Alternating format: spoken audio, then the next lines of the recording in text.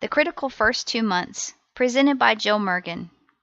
This presentation discusses how a new supervisor sets the tone for a successful career. In this training segment, I will describe the environment for a new supervisor, what to do on your first few days and beyond. The veteran supervisors in the class usually have great stories to share about their first few months.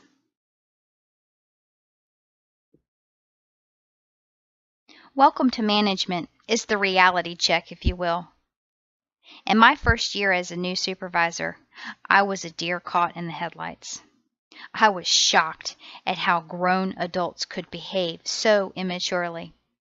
When I was complaining one time to my administrator about a particularly ridiculous argument between two female team members, he shrugged and said, "Welcome to management." That was my first reality check. As a supervisor, you will feel like a referee, a parent, a babysitter, a family counselor, a hall monitor, a villain, and the list goes on.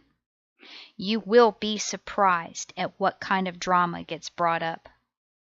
You will lose days or weeks talking to HR about an employee or writing performance evaluations. Think about the environment you are entering. If you are brand new to the organization, someone on your team most likely didn't get the job.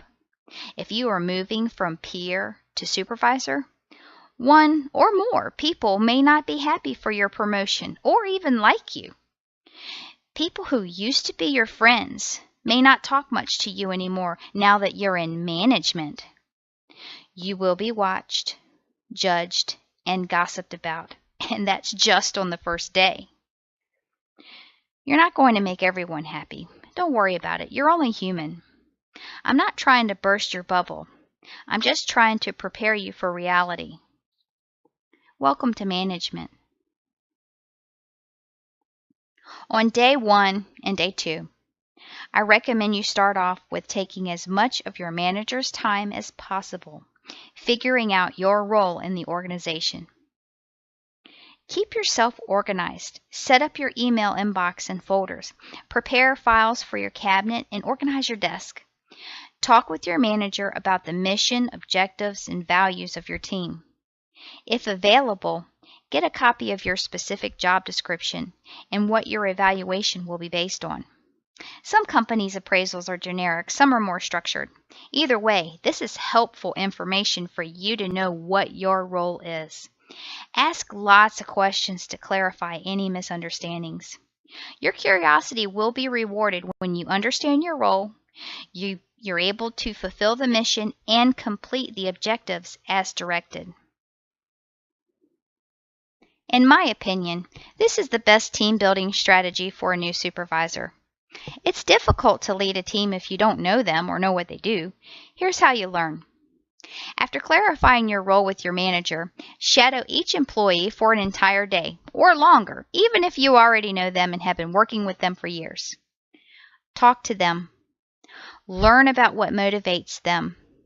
Watch their work habits. Learn how to do their job through their eyes. Take lots of notes.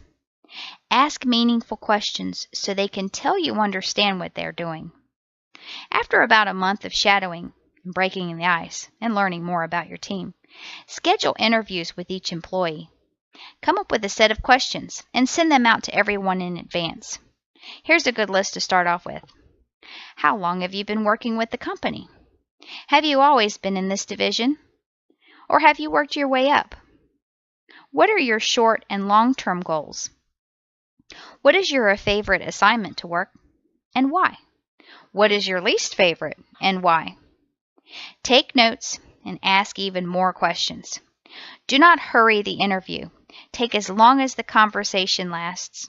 By this stage, you should see your team begin to mold around you because they realize you're here for them. You've got their back and you are no longer unknown to them. Make sure your actions prove how important each employee relationship is to you. And lastly, remember this.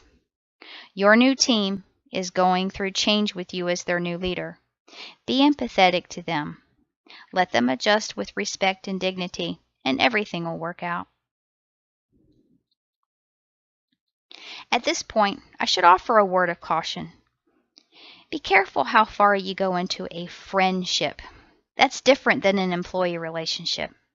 There may come a time when you have to reprimand one of your team members, or worse. Getting too personal will certainly color your judgment, will certainly cause you hesitation when you need to act on a problem, and will certainly validate claims of favoritism.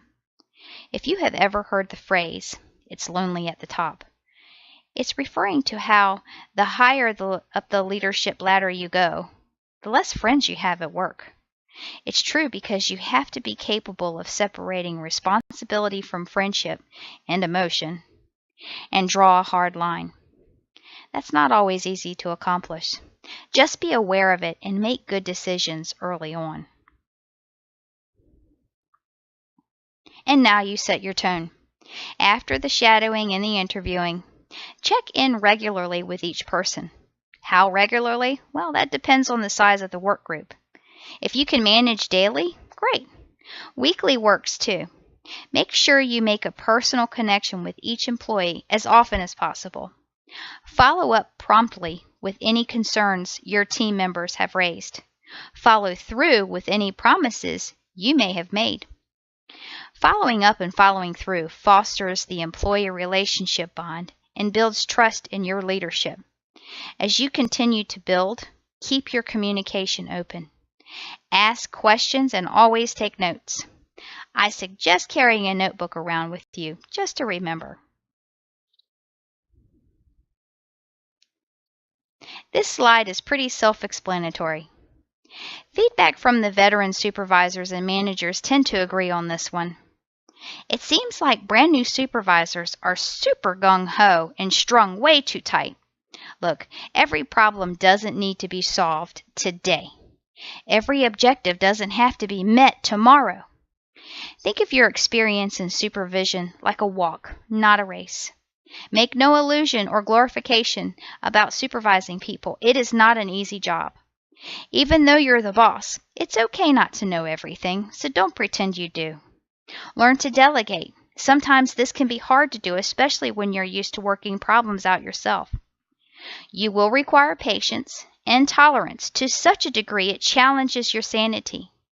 Find a mentor or buddy outside of your department if you can, and lean on them when you are frustrated. Above all, pace yourself. Relax and try to enjoy your job and the experience you will gain from each situation.